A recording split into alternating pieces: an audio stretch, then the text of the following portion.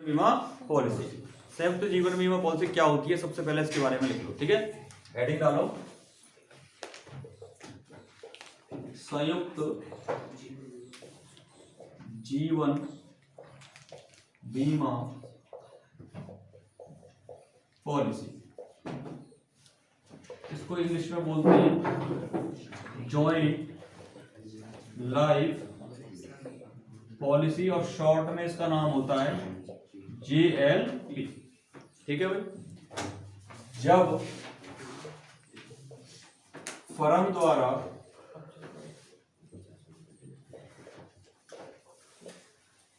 सभी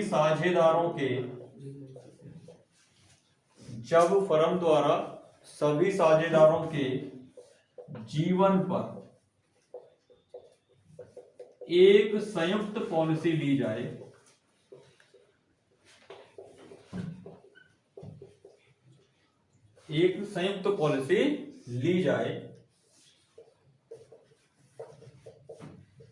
तो इसे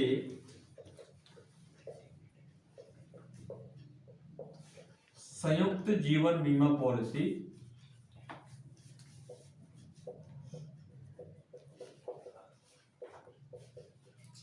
कहते हैं, ठीक है। किसी भी एक साझेदार की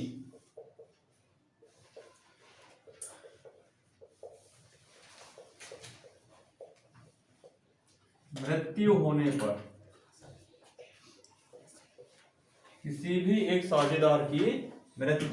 पर, पॉलिसी की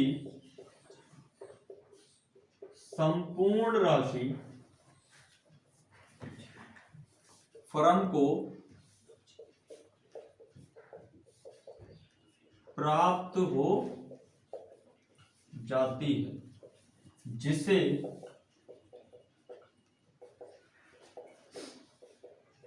नियमानुसार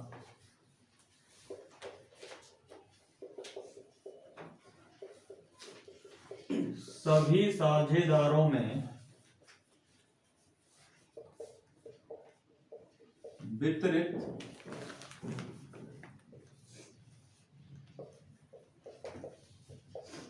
कर दिया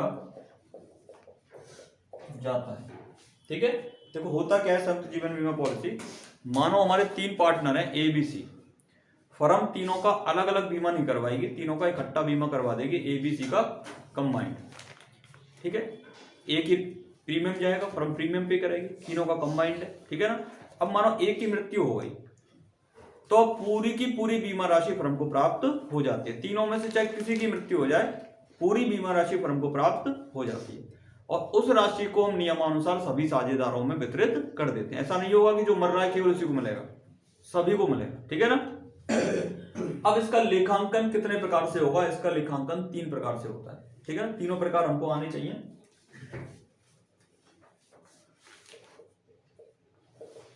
लेखांकन निम्न प्रकार से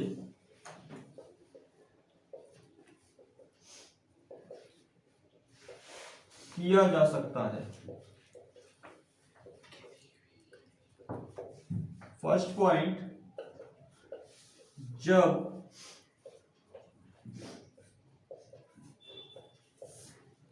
बीमा प्रीमियम को आयगत खर्चा माना जाए। सेकंड, जब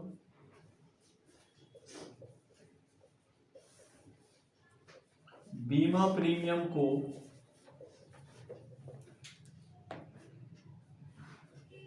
पूंजीगत खर्चा मानते हुए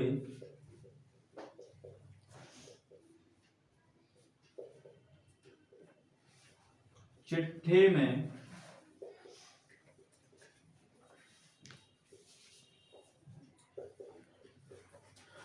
दिखाया जाए, ठीक है। दूसरा पॉइंट, अलग अलग होती है इसकी एंट्री, अलग होती है इसकी एंट्री, अलग होती है, ठीक है ना।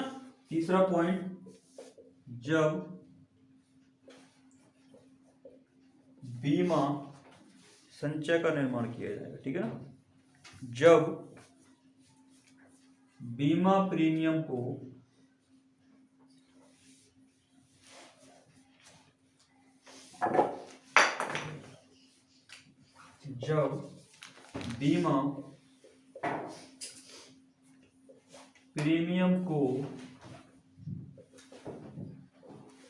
पूंजीगत व्यय का मतलब विनियोग मानते हो, ठीक है। क्या मानते हैं इसको?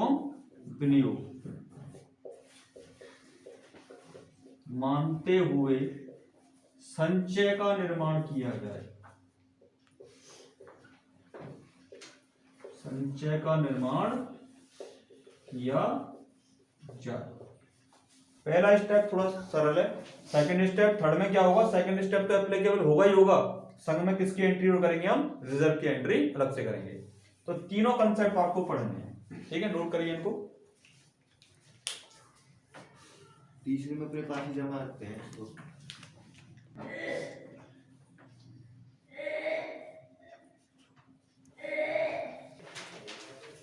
अब देखो बीमा प्रीमियम को अगर आयगत खर्चा माना, अब तीनों पॉइंट हमको डिटेल से पढ़ने हैं। पहला पॉइंट डालो, जब बीमा प्रीमियम को आयगत खर्चा माना जाए तो क्या होगा? देखो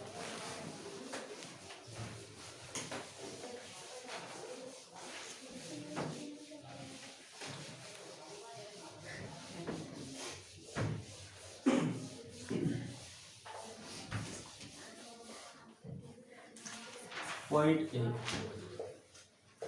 जब बीमा प्रीमियम को आयगत खर्चा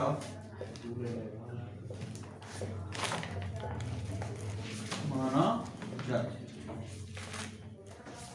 जब बीमा प्रीमियम को आयगत खर्चा माना जाए। इसकी थ्योरी हम नहीं लिखेंगे, डायरेक्ट एंट्री पे आएंगे। देखो किसी भी चीज को जब आयगत खर्चा माना जाता है तो पूरे खर्चे को काई में ट्रांसफर कर दिया जाता है प्रॉफिट एंड लॉस अकाउंट, पूरे के पूरे खर्चे को। क्लियर है? ठीक है ना। तो जैसे कि आपने वेतन दिया, वेतन कैसा खर्चा होता है? आयगत खर्चा। वेतन देने के बाद उसको कहाँ ट्रांसफर कर देते हैं? P&L अकाउंट में। इसी तरह से जब आयगत खर्चा माना जाता है तो एक तरह से क्या हुआ हमारा? सिंपल एक्सपेंडिचर हो गया, नॉर्मल। जब एक्सपेंडिचर करने के बाद कहाँ डाल देंगे उसको? P&L अकाउंट में, बस। क्लियर है? ठीक है। पहली एंट्रीज की होगी। सबसे पहले हम क्या करेंगे? प्रीमियम का भुगतान करेंगे। और प्रीमियम का भुगतान हमेशा कब किया जाता है? साल के प्रारंभ में, वर्ष के प्रारंभ में, ठीक है। तो देखो यहां ऐसे बना लेना, ये है वर्ष का प्रारंभ, ठीक है। किसकी एंट्री कर रहे हैं हम? बीमा प्रीमियम का भुगतान, ठीक है। बीमा प्रीमियम का क्या करना है? इनको भुगतान करना है। बीमा प्रीमियम का भुगतान नॉर्मली जो हम खर्चा करते हैं उसकी एंट्री कर दो। नॉर्मल खर्चा कैसे करते हैं? जैसे किसका भुगतान कर रहा हूं? बीमा प्रीमियम। इसको क्या लिखूंगा?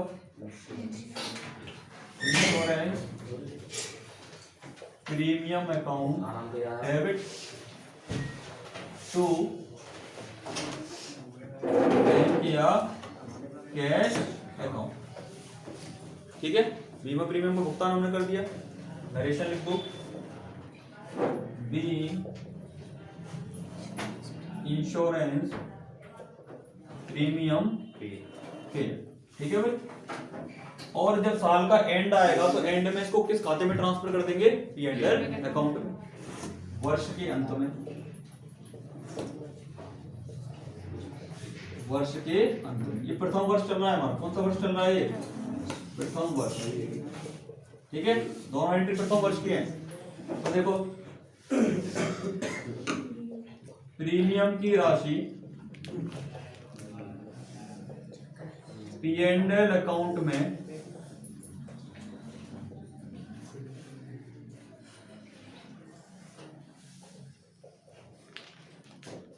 हस्तांतरित करने पर, हमने P&L की प्रीमियम की राशि कहां ट्रांसफर करनी है? P&L अकाउंट में। हस्तांतरित करने का मैंने नियम बताया, जो एंट्री ऊपर डेबिट में उसको क्या कर देंगे? क्रेडिट, उल्टा कर देंगे, बस, ठीक है ना। तो यहां लिखो profit and loss account debit to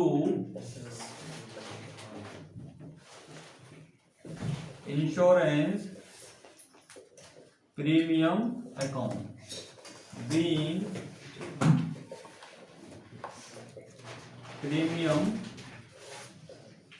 transfer to P&L account. कोई डाउट? क्लियर है? अब ये दोनों एंट्री हर साल करेंगे हम। क्या करेंगे? हर साल। एक साल ऐसा आएगा कि किसी साझेदार की क्या होगी? मृत्यु होगी। साल के प्रारंभ में तो बीमा प्रीमियम चुका देंगे, अब साल के एंड में उसकी मृत्यु होगी, तो देखो क्या होगा।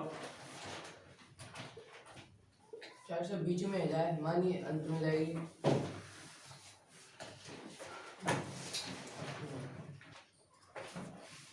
अब साझेदार की होगी मृत्यु। मृत्यु जो भी डेट पे होगी उसी डेट पर करेंगे हम एंट्री। मृत्यु की कोई भी डेट हो सकती है, ठीक है ना। साझेदार की जैसे ही मृत्यु हुई, हमको सबसे पहला काम क्या करना है? कंपनी से इंश्योरेंस का पैसा मांगेंगे। अच्छा, हमारा आदमी चला गया, अब हमारे इंश्योरेंस का पैसा दो। तो सबसे पहले हम क्या करेंगे? बीमा कंपनी पर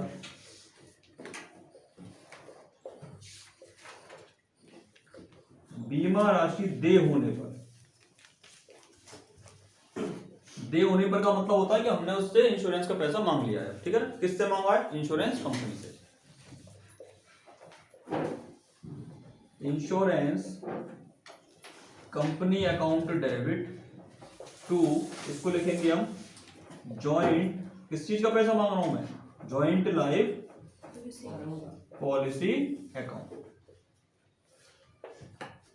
ठीक है।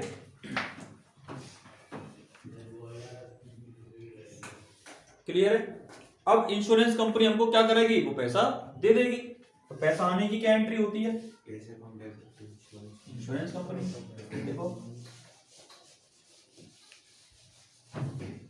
इंश्योरेंस कंपनी अब मुझे वो पैसा दे देगी। पैसा आना क्या मतलब होता है? Cash account debit. अब कंपनी तो कैश में देती नहीं है पैसा, किस में देती है? चेक से।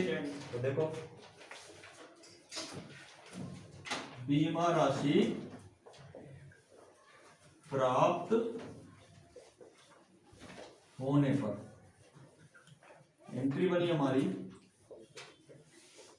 बैंक अकाउंट डेबिट टू, देने वाला कौन है? Insurance company. Insurance company account.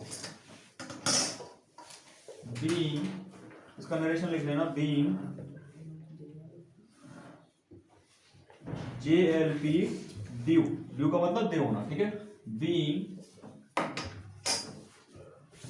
Amount of JLP receive, ठीक है। पैसा आ गया। पैसा आने के बाद इसका क्या करेंगे? विभाजन करेंगे सभी साझेदारों, ठीक है। करो विभाजन।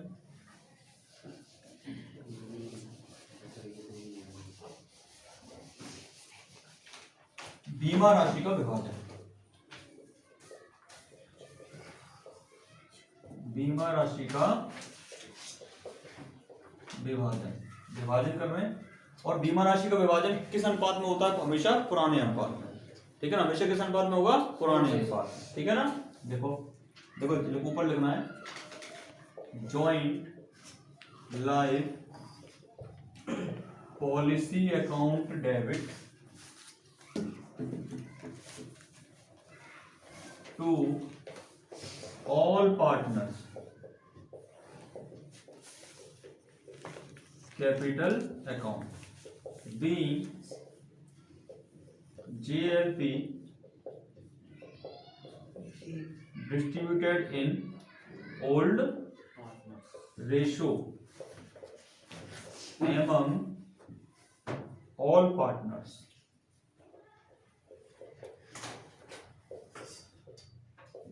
ठीक है भाई। इसकी सारी एंट्री ये होती है। इसके बाद जो P&L अकाउंट की जो एंट्री थी, जो स्टार्टिंग में हमने एक इंश्योरेंस का प्रीमियम चुकाया था ना स्टार्टिंग में, उसके बाद बीच में मर गया तो इतनी सारी एंट्री कर ली हमने। अब वो P&L की राशि कहां ट्रांसफर करनी है आपको? प्रॉफिट एंड लॉस अकाउंट, ठीक है। पर इसकी एंट्री यहाँ करते नहीं है, क्योंकि बीच में सस्पेंस वाली एंट्री बनानी होती है, क्योंकि बीच में वो मर चुका है। इसलिए मरने के बाद वो P&L की एंट्री जनरली हम नहीं करते, ठीक है ना। अब अपनी बुक कह रही है कि साहब जो P&L में वो जो राशि हमने प्रीमियम की चुकाई थी स्टार्टिंग में, नियमानुसार वो 31 मार्च को P&L में जानी चाहिए, 31 मार्च आई नहीं है, साझेदार पहले ही देवलोक को गमन हो गया, चला गया। अब पी एंड एल तो बनेगा ही नहीं उस टाइम पे, तो पी एंड एल नहीं बनेगा तो पी एंड एल की राशि को कहां पे ट्रांसफर करें? हमारी बुक कहती है उस इंश्योरेंस प्रीमियम की राशि को कहां पे ट्रांसफर करना है आपको? जेएलपी अकाउंट में। किस अकाउंट में ट्रांसफर करना है? JLP account. देखो बीमा प्रीमियम की राशि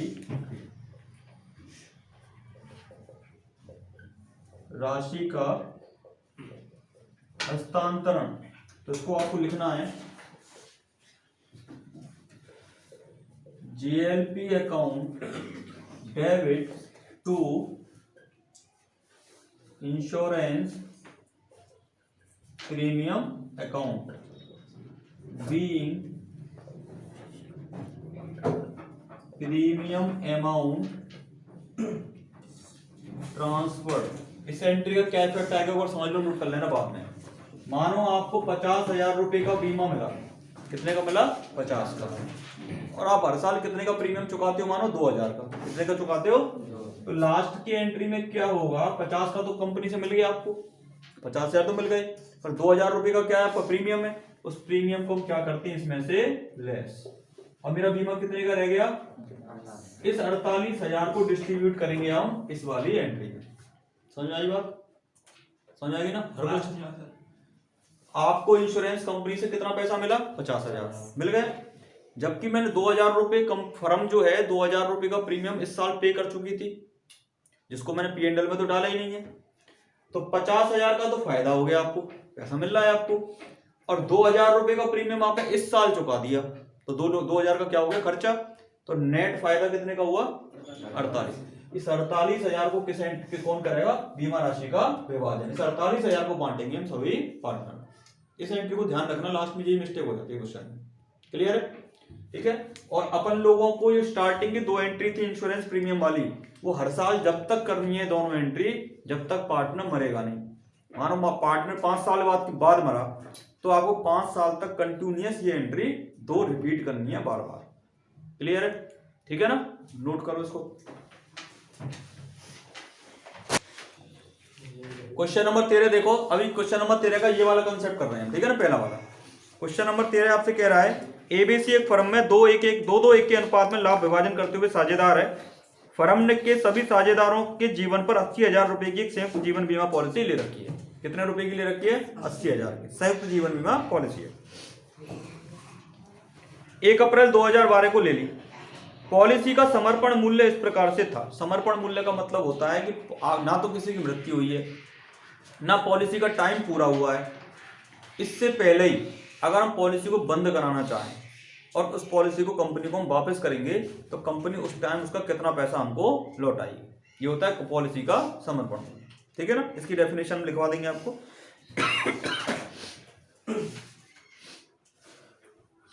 इतना है। 1 जून 2016 को मृत्यु हो गई। देखो 2012 में पॉलिसी ली, 2016 में क्या हुई है? मृत्यु। इसका 4 साल तक एंट्री करनी पड़ेगी आपको। फर्म की पुस्तकों में आवश्यक खाते बनाइए। क्या बनाने? खाते। एंट्री नहीं करनी, क्या बनाने? खाते।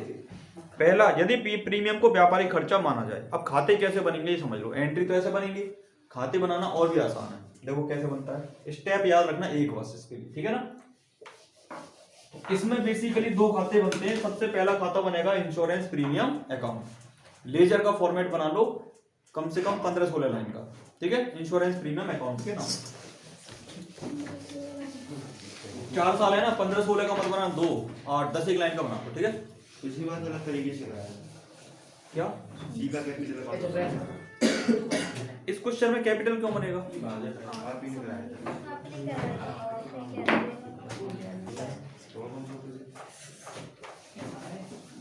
क्वेश्चन नंबर 13 तो काफी बड़ा है, इसमें काफी सारे अकाउंट बना रखे हूँ। 4-5 पन्ने का क्वेश्चन है कम से कम।